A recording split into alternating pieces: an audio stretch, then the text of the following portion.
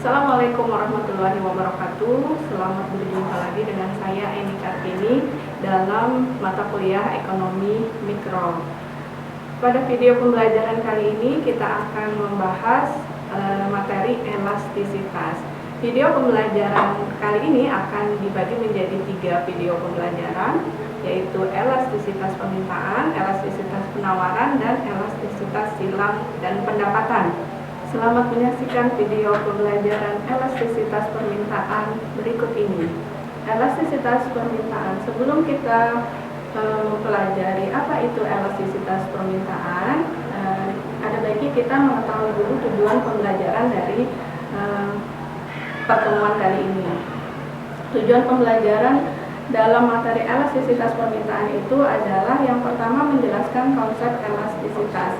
Kemudian mahasiswa diharapkan menghitung koefisien elastisitas, kemudian berikutnya mampu menjelaskan manfaat mengetahui elastisitas suatu barang. Elastisitas dalam ekonomi itu dapat diartikan sebagai suatu derajat kepekaan jumlah barang yang diminta atau yang ditawarkan terhadap berbagai faktor yang mempengaruhinya. Seandainya faktor yang mempengaruhinya itu adalah harga barang itu sendiri, maka disebut dengan elastisitas permintaan atau elastisitas penawaran. Jika yang mempengaruhinya itu adalah harga barang lain, maka elastisitasnya adalah elastisitas silang. Jika yang mempengaruhinya adalah pendapatan, maka disebut dengan elastisitas pendapatan. Dalam video pembelajaran kali ini kita akan membahas tentang elastisitas permintaan.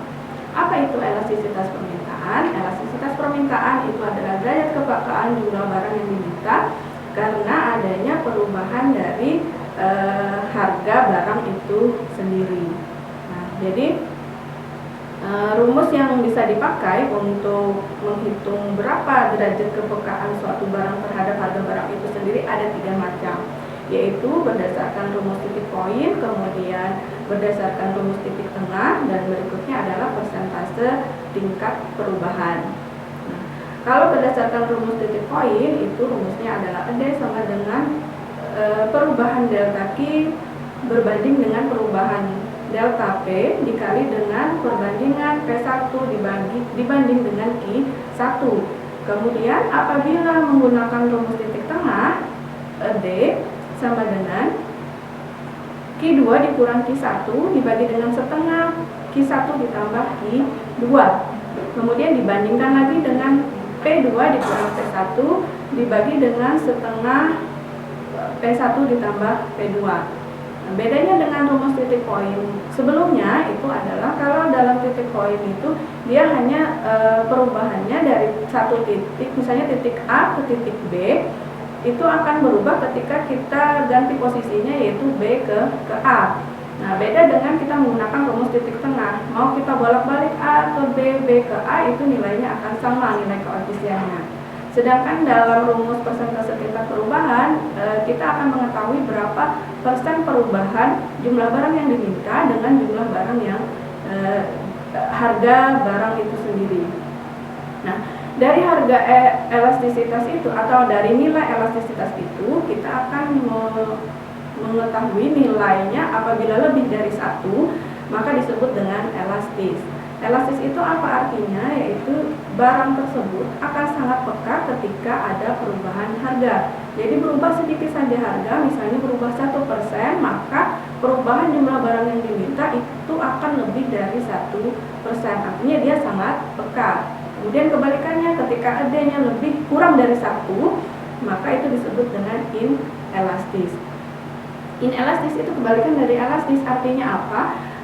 Dia tidak peka. Siapa dianya? Yaitu jumlah barang yang diminta. Dia akan mengalami perubahan, tapi tidak sebesar perubahan harga. Misalnya berubah harga 1%, maka jumlah barang yang diminta itu akan berubah di bawah dari 1%. Kemudian apabila dia D-nya sama dengan 1, berarti dia sifatnya adalah unitary elastis. Artinya apa? Jumlah barang yang diminta itu posisinya akan berubah sama besarnya dengan harga barang itu sendiri. Misalnya harga berubah 1%, maka jumlah barang yang diminta juga akan berubah sebesar 1%. Kemudian elastisitas harga sama dengan 0, maka itu akan mempunyai sifat inelastis sempurna. Inelastis sempurna itu apa? Artinya barang itu dia sangat tidak peka. Jadi temannya si inelastis. Kalau inelastis ada perubahan sedikit, tapi kalau inelastis sempurna sama sekali tidak ada pekanya terhadap perubahan harga. Contohnya seperti apa? Misalnya garam mau naik mau turun, ibu rumah tangga tidak akan merubah jumlah pembeliannya. Misalnya harga pada saat dulu pernah terjadi kenaikan harga garam, ibu rumah tangga tidak serta-merta menurunkan jumlah pembelian terhadap garam, tapi ketika harganya turun tidak serta-merta juga ibu rumah tangga itu menyetok garam tersebut. Nah, jadi itu yang disebut dengan inelastis sempurna. Kemudian ada juga D-nya itu menghasilkan nilai tidak terhingga. Itu sifatnya adalah elastis sempurna. Elastis sempurna itu apa maksudnya? Yaitu ketika pada harga tertentu jumlah barang yang diminta itu akan tidak terhingga, artinya selalu habis terjual di masyarakat atau selalu diminta oleh masyarakat. Contoh yang paling gampang itu adalah BBM. BBM mau berapapun harganya pasti akan laku terjual. Atau pulsa. Siapa yang suka beli pulsa atau siapa yang sering beli kuota? Itu berapapun harga yang ditawarkan pasti akan habis terjual di masyarakat atau pasti akan selalu ada permintaan. Nah, itu sifat dari elastisitas permintaan. Jadi kurvanya itu bermacam-macam. Ada yang kalau dia inelastis tadi dia akan tegak lurus karena dia tidak berpengaruh terhadap perubahan harga. Ketika dia inelastis dia agak curam. Ketika dia elastis uniter atau uniter elastis tadi, maka dia akan garisnya berbentuk diagonal. Kemudian kalau dia elastis, maka kurvanya itu agak landai, jadi mendekati horizontal. Tapi ketika dia sama sekali horizontal, maka disebut dengan elastis sempurna.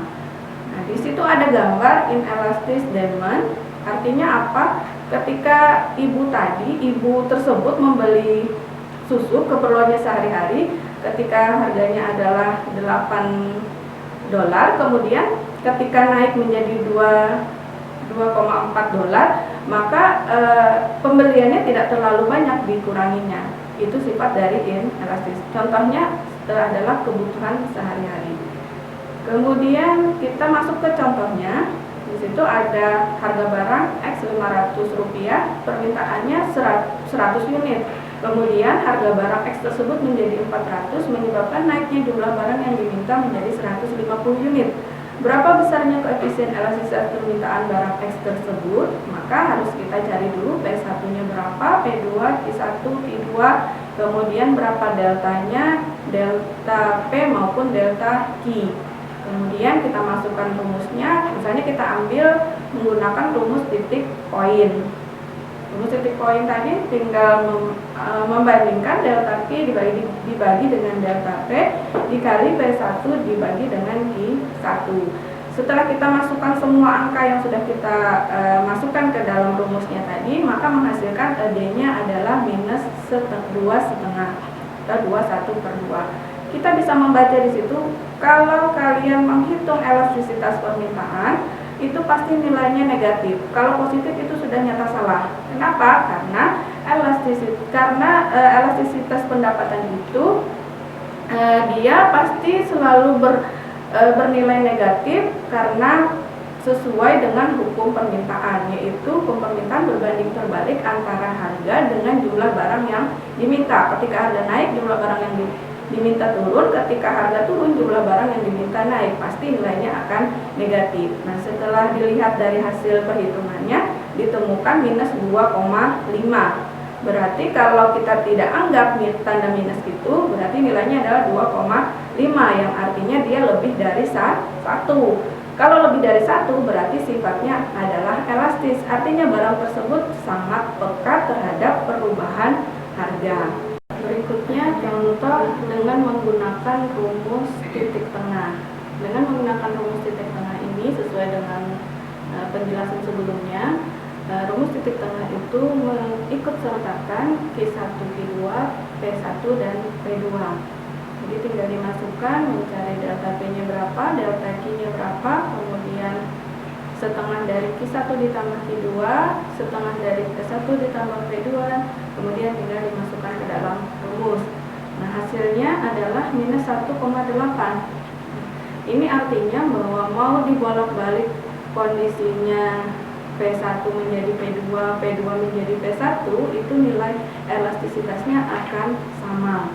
Nah, jadi itu kesempurnaan dari rumus titik tengah. Sedangkan titik poin tadi dia per poin ketika dia P1 dirubah menjadi P2 atau Q1 menjadi Q2 itu akan nilainya berubah. Nah, jadi kalau dengan elastisitas menggunakan rumus titik tengah mau dibolak-balik seperti apapun nilainya akan sama. Jadi nilainya yang diperoleh adalah minus 1,8. Sekali lagi nilainya adalah minus untuk elastisitas permintaan.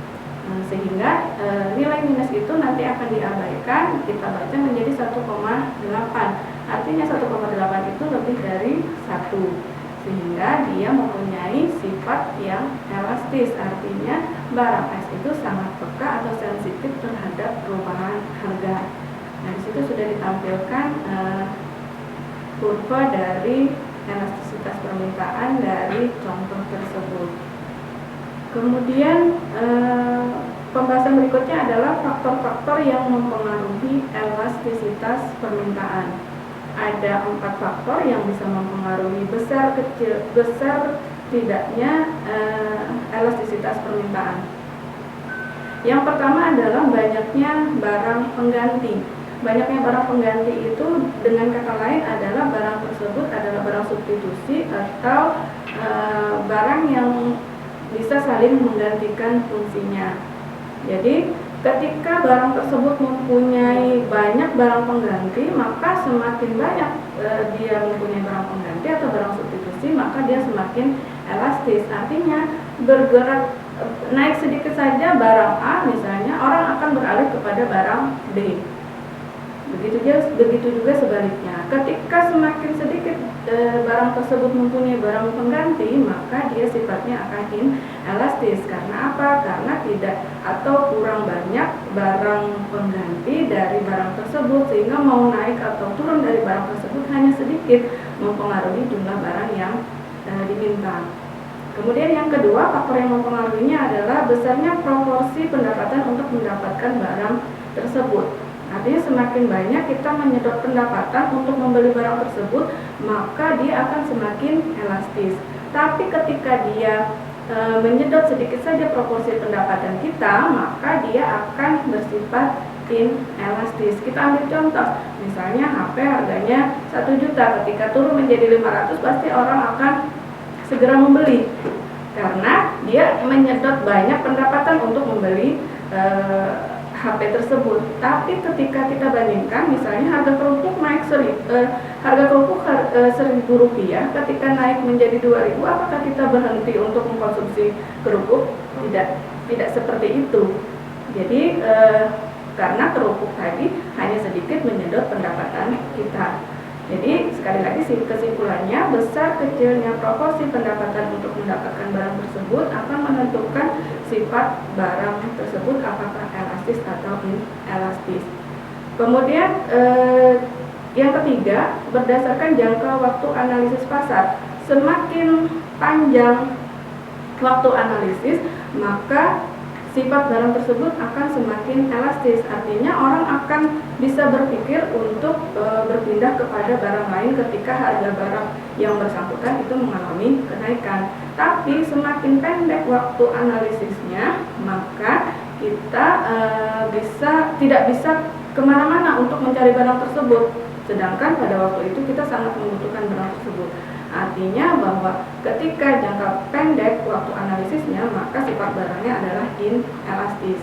Kemudian yang kedua, berdasarkan jenis barang yang dibutuhkan. Ketika dia adalah barang mewah, maka sifatnya pasti akan elastis. Tapi ketika dia barang esensial, maka sifatnya adalah inelastis. Apa itu barang esensial?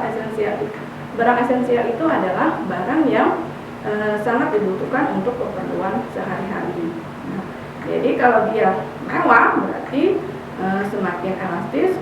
Ketika dia adalah barang esensial, maka dia akan inelastis.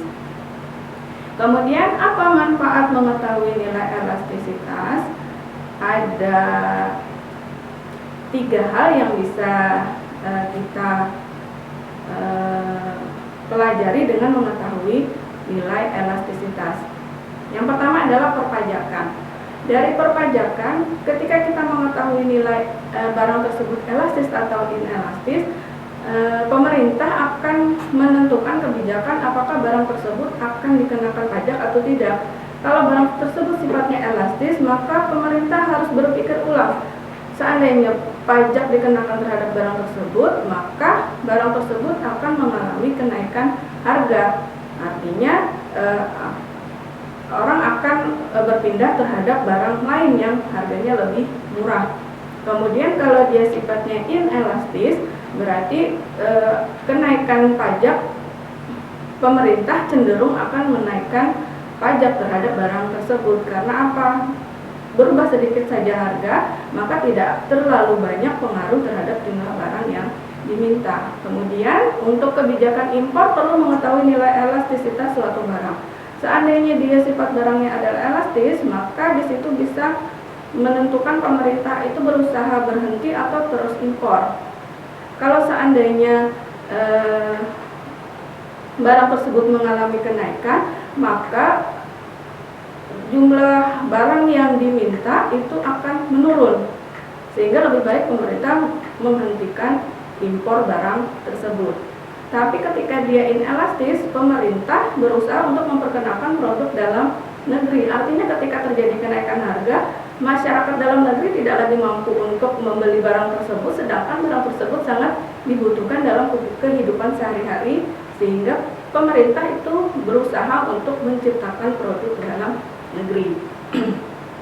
Kemudian yang ketiga, penetapan harga. Ketika barang tersebut elastis, maka kenaikan harga akan menurunkan penerimaan. Artinya apa? Ketika dia sifatnya elastis, orang akan lari kepada barang lain sehingga penerimaan kita akan berkurang. Sehingga sungguh tidak bijak kalau perusahaan menaikkan harga ketika barangnya itu bersifat elastis. Tapi kebalikannya, ketika inelastis, menaikkan harga itu adalah suatu kebijakan yang baik. Kenapa? Karena sekali lagi dia tidak terlalu peka terhadap perubahan harga. Bisa dilihat di situ untuk contoh dari elastisitas dan penerimaan. Ada barang A dan ada barang B. Di situ menunjukkan ada kolom harga dan ada jumlah barang yang diminta. Kemudian kolom penerimaan. Jika dilihat di situ, ketika harga 3.000, jumlah barang yang diminta 25 unit. Tapi ketika harga 1.000, jumlah barang yang diminta itu adalah 160 unit. Penerimaannya meningkat menjadi 160.000. Bisa dibandingkan bahwa ketika harga 3.000, 25 unit saja yang diminta, sedangkan penerimaannya hanya 75.000. Seandainya diturunkan menjadi 1.000, permintaannya menjadi 160 dan penerimaannya berjumlah 160. Kemudian ketika dilihat di barang B, harganya 5.000, jumlah barang yang diminta 55 unit. Penerimaannya berjumlah 275.000. Tapi ketika harganya diturunkan menjadi 1.000, maka jumlah barang yang diminta naik, tapi penerimaannya itu sangat jauh menurun dibandingkan ketika menjual dengan harga 5.000, yaitu hanya sebesar 90.000. Nah, jadi dapat disimpulkan bahwa jika elastis, maka kebijakan menaikkan harga, maka penerimaan itu akan menurun. Tapi ketika harga itu diturunkan, maka penerimaan akan naik atau penghasilan akan meningkat. Tapi kita lihat di barang B, dia itu adalah sifatnya inelastis. Harganya naik, maka penerimaan ikut naik. Karena tadi barang tersebut tidak terlalu sensitif terhadap perubahan harga. Orang mengurangi pembelian, tapi tidak terlalu banyak. Tapi ketika harga turun, penerimaan juga ikut turun karena tadi tidak terlalu banyak menurunkan jumlah pembeliannya. Demikian video pembelajaran materi elastisitas permintaan. Silahkan menyaksikan video pembelajaran selanjutnya, yaitu elastisitas penawaran, silang, dan pendapatan di video pembelajaran berikutnya. Sekian dan terima kasih. Assalamualaikum warahmatullahi wabarakatuh.